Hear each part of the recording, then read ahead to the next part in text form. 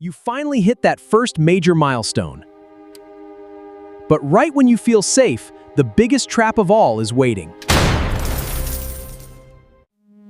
Most people think saving $1,000 means they've crossed the finish line. In reality, you've barely left the starting gate. Seeing a four-figure balance plays tricks on your brain. It whispers that you can finally afford to loosen up. That exact psychological shift is how lifestyle creep sneaks in and devours your progress before you even notice. A single $1,000 isn't wealth yet, it's armor. And armor is meant to stay on, not be taken off for a night out. You have to choose. Is this money a ticket to a better weekend or a brick to build the foundation for a prosperous future? The secret isn't more willpower. It's automation. Hide the money from yourself before your brain even knows it's there. The foundation is set.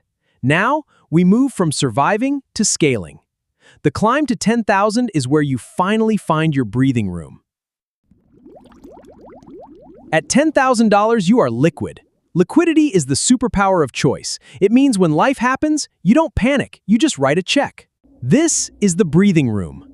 When survival is no longer a question, your brain stops reacting to the world and starts designing it. The danger of stability is thinking you've arrived. Don't trade your freedom for a gilded cage that locks you right back into the grind. Instead of building a cage, start planting a forest. True wealth isn't about how much you can save, it's about how much of your money you can put to work so you don't have to. Think of every dollar you invest as a tiny worker.